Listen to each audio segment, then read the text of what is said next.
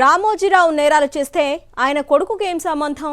ఆయన నేరాలకు ఆయన కుమారుణ్ణి జైలుకు పంపుతారా అంటూ మార్గదర్శి చేసిన వాదన రాజకీయ న్యాయ వర్గాల్లో సంచలనాత్మకంగా మారింది. తాము తప్పు చేయలేదని దశాబ్దాలుగా వాదిస్తూ వచ్చిన రామోజీ కుటుంబ సభ్యులు ఒక్కసారిగా ప్లేటు ఫిరాయించారు. ఇప్పుడు రామోజీ లేరు కాబట్టి క్రిమినల్ ప్రొసీడింగ్స్ చెల్లవంటూ తాజాగా వారు చేస్తున్న వాదనల్ని ఎలా చూడాలి?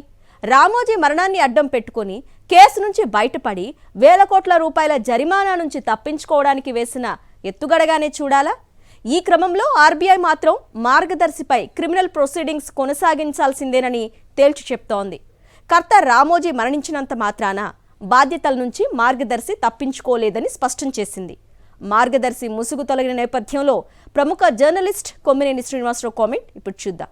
ఇది ఊహించని పరిణామమే. ఎంతటి బలాఢ్యుడైనా ఏదో ఒకరోజు తన తప్పునకు మూల్యం చెల్లించే రోజు వస్తుందని కర్మ సిద్ధాంతం నమ్మేవారు భావిస్తారు. వారి విశ్వాసం వమ్ము కాలేదనుకోవాలి. మార్గదర్శి సంస్థ ఎంతకాలం డిపాజిట్ల వ్యవహారంలో ఎంతగా బుకాయించినా వాస్తవాన్ని ప్రత్యక్షంగానో పరోక్షంగానో ఇప్పుడు అంగీకరించక తప్పలేదు. తెలుగుదేశం, బీఆర్ఎస్, కాంగ్రెస్, బీజేపీలను మేనేజ్ చేసిన ఏపీ, తెలంగాణ ప్రభుత్వాలు మార్గదర్శి అక్రమాలకు అండగా నిలిచిన చివరికి ఈ కేసులో దాదాపు 2 దశాబ్దాల పాటు పోరాడిన మాజీ ఎంపీ ఉండవల్లి అరుణ్ కుమార్ చేసిన వాదనే కరెక్ట్ అని తేలింది. తాజాగా reserve bank of India Margadarsi financial సంస్థ అక్రమంగా 2610 కోట్ల డిపాజిట్లు వసూలు చేసిందని నిర్ధారించింది. దీంతో ఇంతకాలం ఆ సంస్థ అసలు తప్పు చేయలేదని ఈనాడు గ్రూప్ సంస్థ అధినేత రామోజీరావుపైనే నిందలు మోపుతారా అని గుండెలు బాదుకుంటూ మాట్లాడిన వారికి జవాబు వచ్చినట్లయింది. కొద్ది రోజుల క్రితమే లోక్సభలో మార్గదర్శి అక్రమ డిపాజిట్ల కేసుపై చర్య తీసుకోవాలని YCP MP Mithun Reddy demand చేశారు.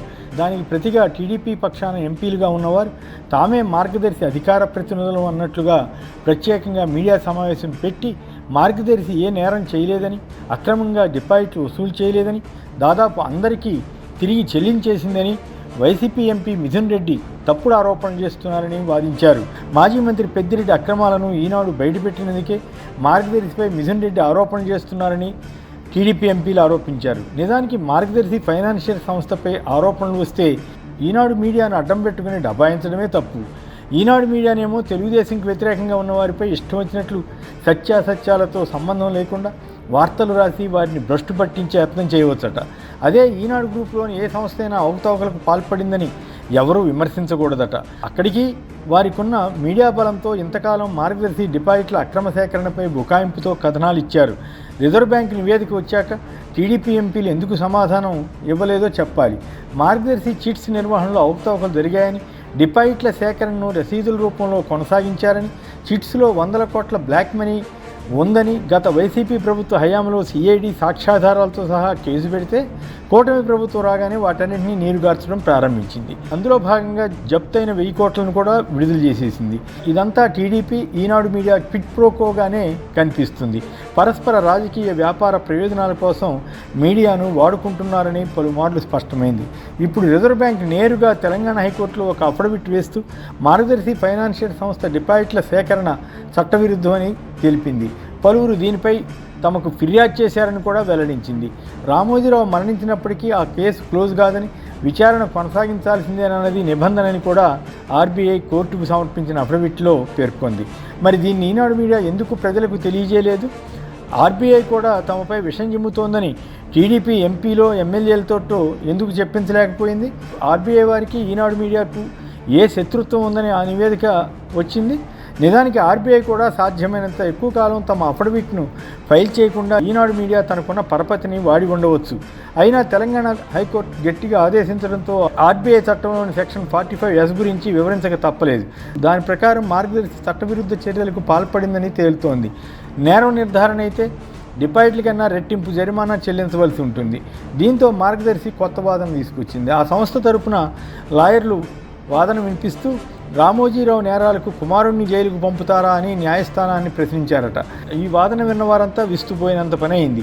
అంటే రామోజీరావు నేరం చేసినట్లు పరోక్షంగా అంగీకరించినట్లే కదా అని పలువురు న్యాయ నిపుణులు అభిప్రాయపడ్డారు. రామోజీ తర్వాత HUF అంటే హిందూ అన్డివైడెడ్ ఫ్యామిలీ కర్తగా ఆయన కుమారుడు కిరణ్ నియమితులయ్యారు. ఇప్పుడు ఆయన బాధ్యత వహించాలా లేదా? సంస్థ తరఫున జరిమానా చెల్లించాల్సి వస్తే ఆ బాధ్యత ఆయనపై ఉంటుందా లేదా అన్నది చర్చనీయాంశం. రామోజీ లేరు కనుక ఆయన కర్తగా ఉన్న సంస్థ అక్రమ డిపాజిట్లతో కొడుక్కు సంబంధం లేదంటోంది. కానీ ఆ డిపాజిట్ల ద్వారా సృష్టించిన వ్యాపార సామ్రాజ్యాన్ని మాత్రం కుమారుడు అనుభవించవచ్చట.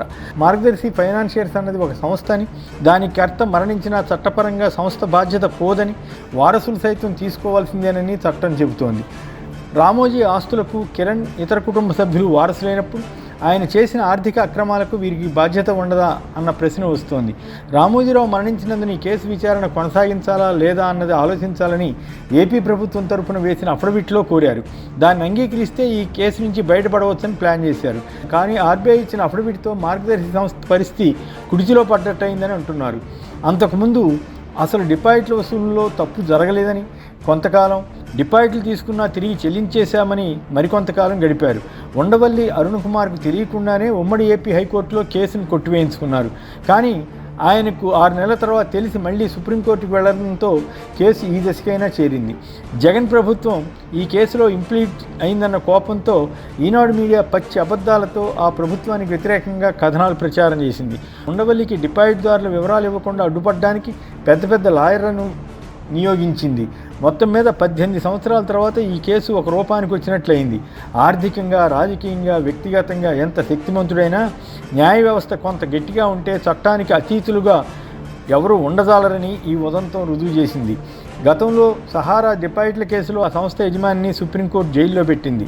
రామోజీరావు ఆ గండం నుంచి తప్పించుకున్నా ఆయన మరణం తర్వాత అయినా సత్యం బయటపడిందని అనుకోవాలి.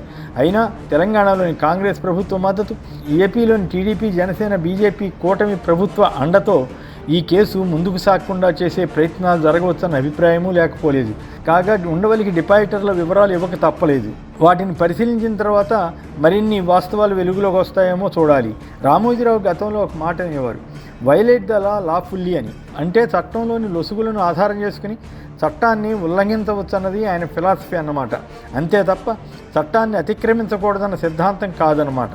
ఆ క్రమంలో ఇలా ఎప్పుడో ఒకప్పుడు దొరికిపోయే అవకాశం ఉందని ఈ అనుభవం చెబుతోంది.